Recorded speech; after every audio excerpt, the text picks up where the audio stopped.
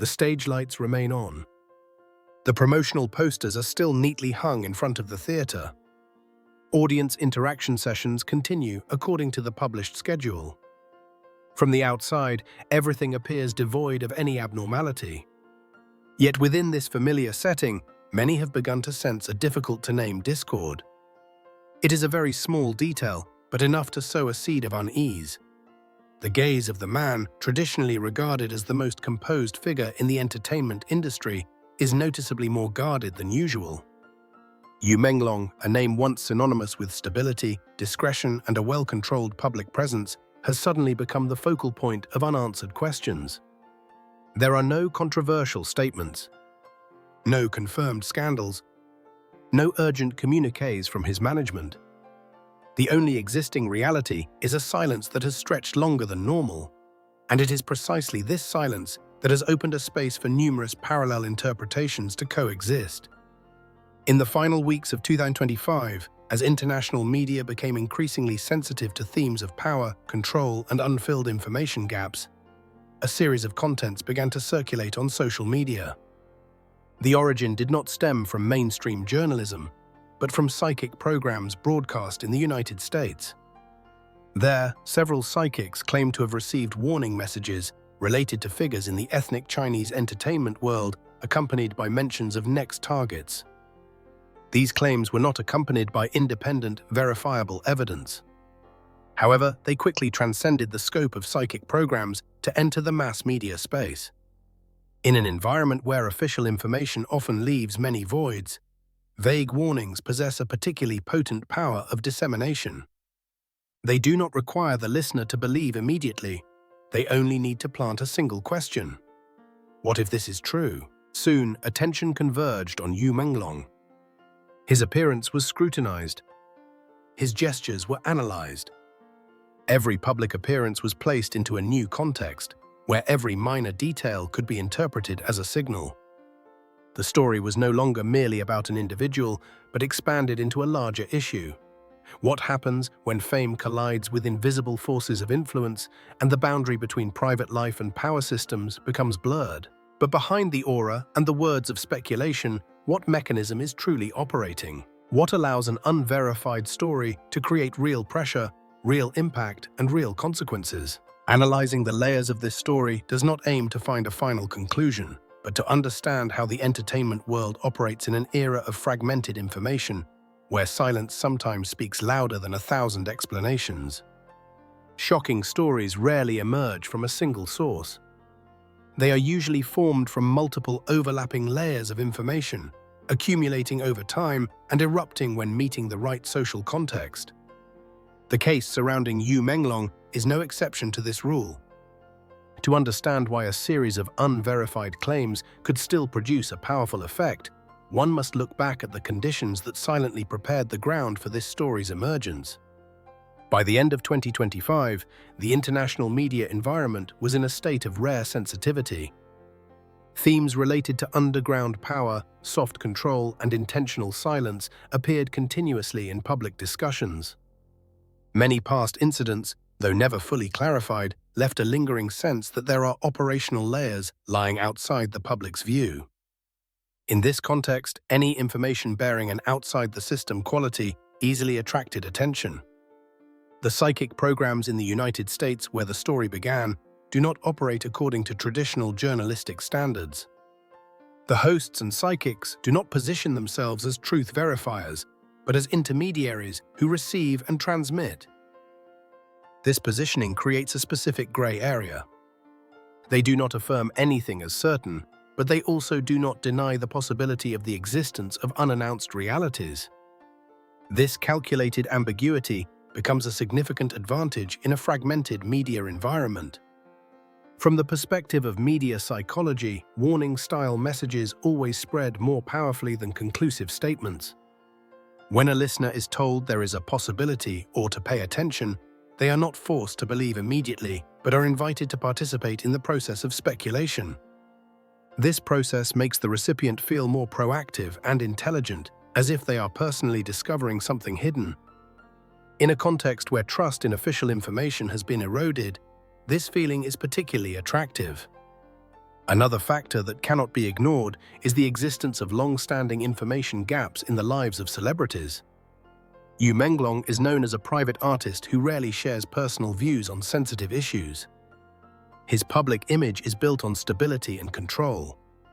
Therefore, when small changes appear in his expressions or his presence before the media, they are easily placed under a microscope of analysis. Silence, in this case, is no longer a neutral state, but becomes material for interpretation. The story began to take shape when the messages from psychic programs were clipped, shared, and recontextualized on social media. Initially, they existed as fragmented pieces. A warning here, a name mentioned there. But when placed side by side, they gradually formed a narrative thread that appeared coherent. Remarkably, this narrative thread does not require direct evidence to exist. It lives on emotional connection and the belief that what is hidden is often more important than what is announced. At a deeper level, the public's motive for reception does not only stem from personal curiosity. It is also related to a sense of unease regarding elusive power structures. For years, celebrities have been viewed as both beneficiaries of the system and potential victims of that very system. When a story suggests that fame is insufficient to protect an individual, it touches a collective anxiety about the fragility of success in modern society. For those who believe that power operates behind the curtain, psychic programs become alternative channels for news. Not because they are more factual, but because they are not bound by the same system of control. The feeling that information is being broadcast from an uncontrolled place makes listeners more willing to receive it, especially when they are already accustomed to doubting official structures. The story of Yu Menglong, therefore, is not the product of a single prophecy.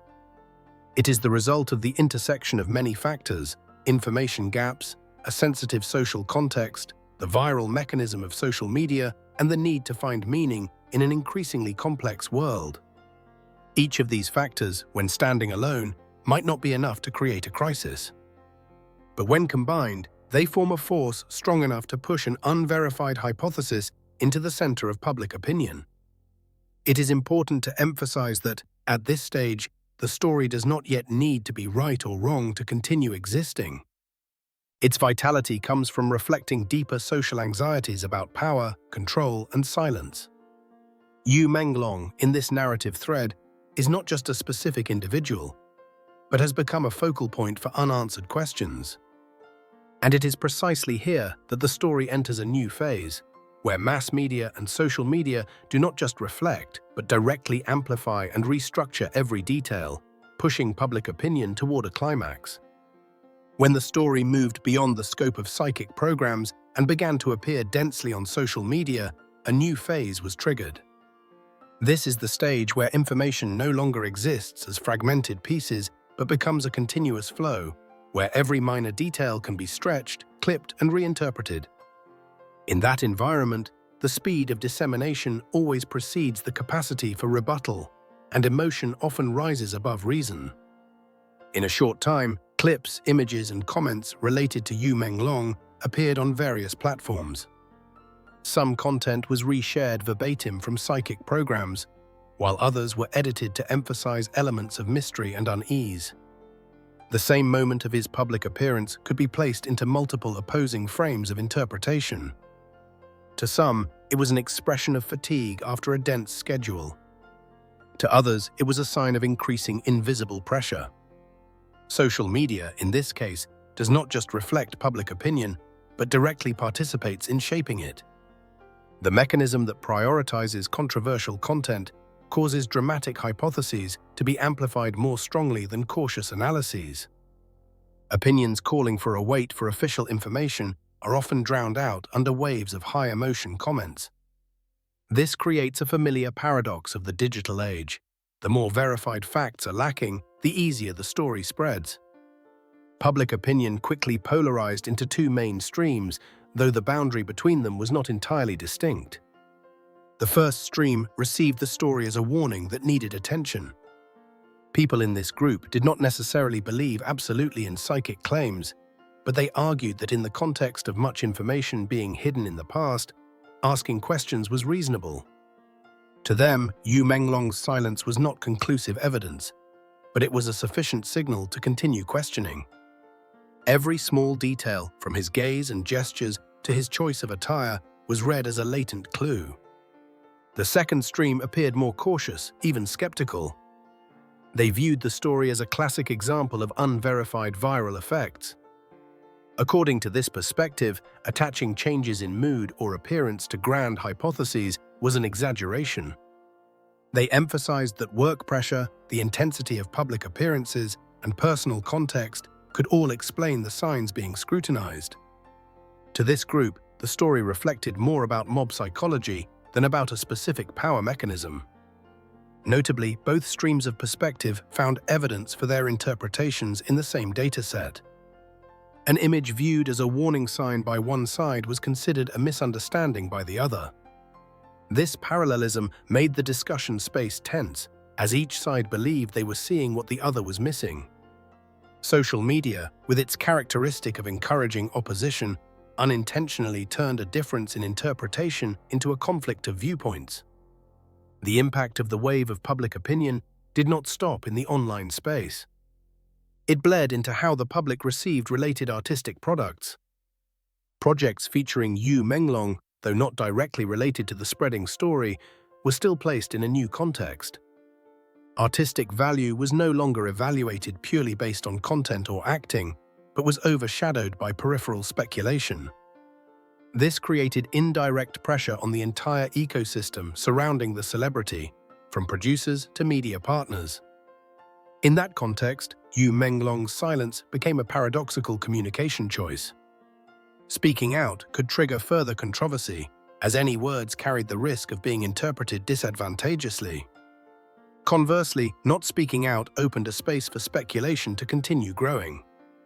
This is a familiar situation that many public figures have faced, but in this case, the level of complexity was heightened by the blend of entertainment, spirituality, and the fear of invisible power. Another factor contributing to the climax was the appearance of people claiming to have inside information. Despite not providing specific evidence, these types of claims were still widely disseminated.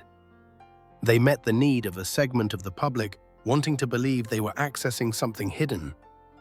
Every new affirmation, no matter how vague, thickened the layer of interpretation surrounding the story, making the distinction between information, opinion, and imagination increasingly difficult.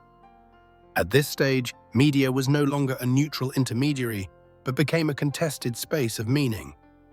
Yu Menglong, though not directly participating, was still swept into that contest. His image was continuously restructured depending on the story the narrator wanted to emphasize. A specific individual was gradually abstracted into a symbol for collective anxiety about the fragility of fame within complex power systems. The media climax, therefore, was not only the peak of attention, but also the moment that most clearly revealed the fragmentation in how society receives information. It showed that in a world where everyone has the ability to broadcast their views, truth is no longer a single destination, but a continuous process of negotiation. And in that process, the celebrity stands in the most vulnerable position, as every silence or appearance can be interpreted in ways beyond personal control. It is from this foundation of climax that the story began to shift. The focus no longer lay on external signs or specific hypotheses, but moved toward a broader, structural question. What happens when individual suspicions are placed in the context of complex power systems, and the boundary between human and symbol becomes blurred? When the wave of public opinion reached its highest intensity, the story no longer revolved around external expressions or fragmented details analyzed by the media day by day. The focus began to shift toward a broader, structural question. What happens when a famous individual is placed at the intersection of multiple power systems, where entertainment, economics, and media simultaneously impact their image and existence? The first peak appeared when hypotheses no longer stopped at the scope of private life, but began to link Yu Menglong to structures described as beyond personal control.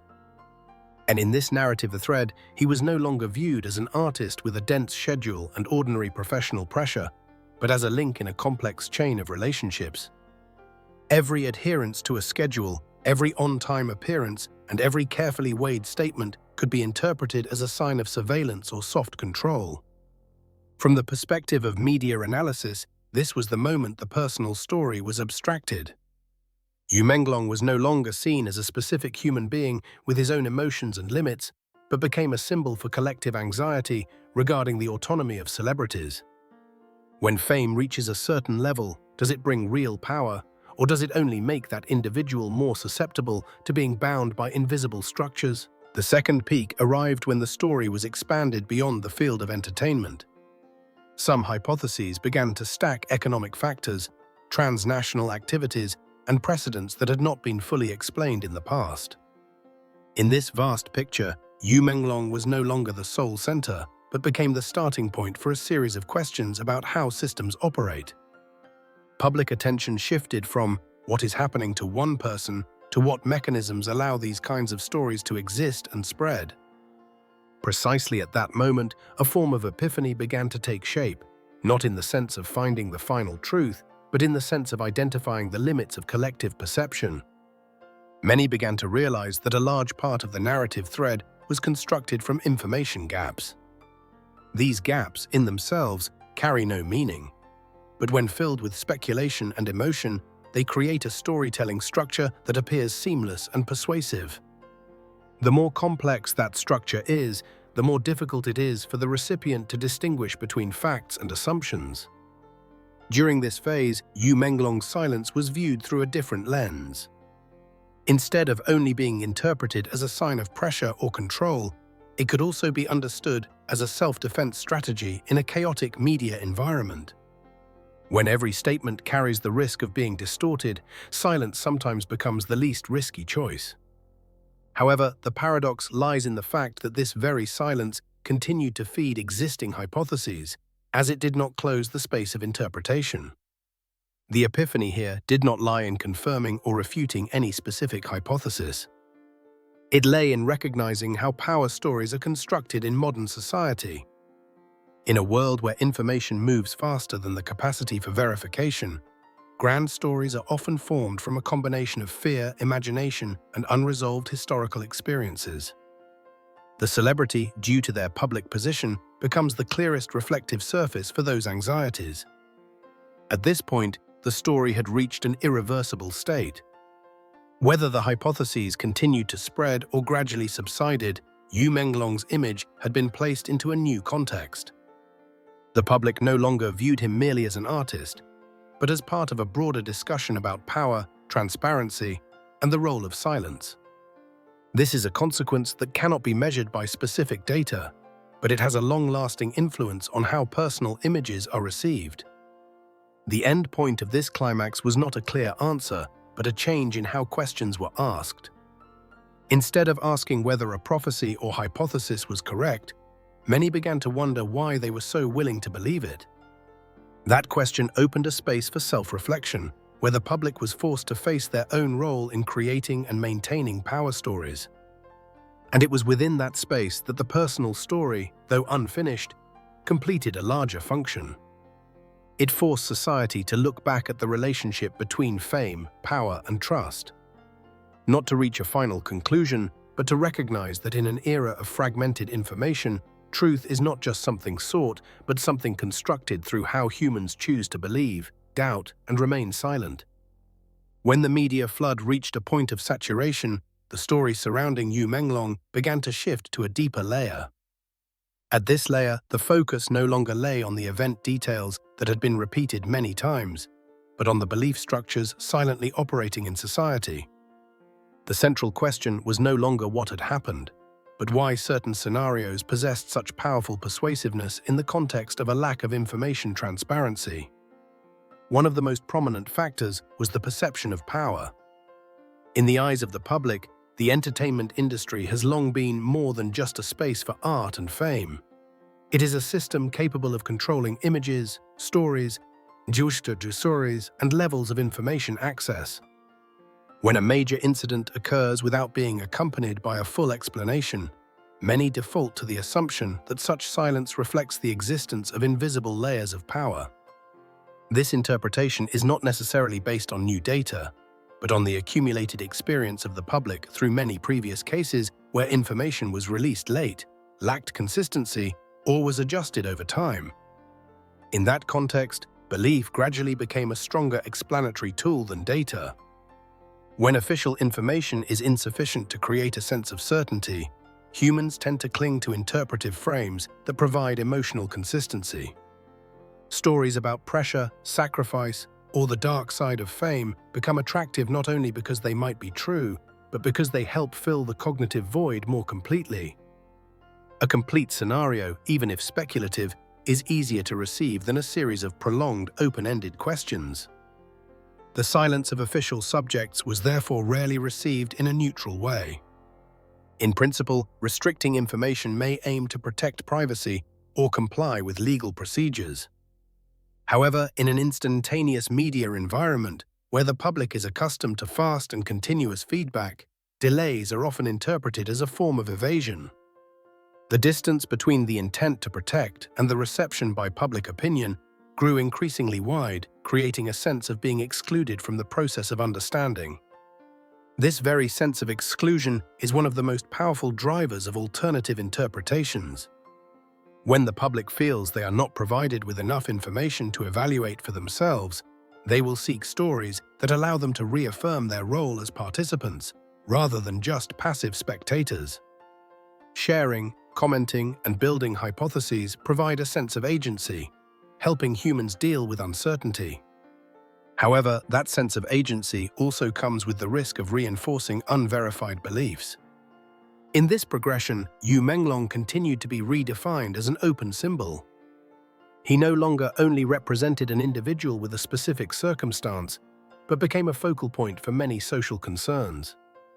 For some, his story was a warning about mental pressure in the entertainment industry. For others, it was evidence of the lack of transparency in power systems. These understandings are not mutually exclusive, but coexist, creating a multi-layered and difficult-to-close picture. From a sociological perspective, this phenomenon shows how collective belief is formed not only from current information, but from accumulated memory and experience. Every time the public witnesses silence or contradictions in the media, they carry that memory into new events. Therefore, no information gap exists independently. It is always placed in a longer chain of experiences where trust and skepticism have been formed beforehand. This makes restoring trust difficult, as it requires not just data, but consistency and time. At this point, the climax of the story did not lie in a shocking discovery, but in the realization. The realization that what makes the public uneasy is not just the potential existence of negative scenarios, but the sense of losing control in understanding and interpreting the truth. When the right to know is interrupted, for whatever reason, that void will be filled by belief, emotion, and personal experience. And it is these factors that will decide how a story is remembered in the long term. The body of the narrative closes here, at the fragile boundary between data and interpretation. The story of Yu Menglong, at this moment, has moved far beyond the framework of a personal incident. It has become a classic case for how modern society faces silence and uncertainty. What remains is not a definitive answer, but an open question about information responsibility, collective belief, and the role of each individual in shaping cognitive reality. And it is from that question that the final part of the story will not seek to close all doubts, but seek to look directly at the lesson this void leaves behind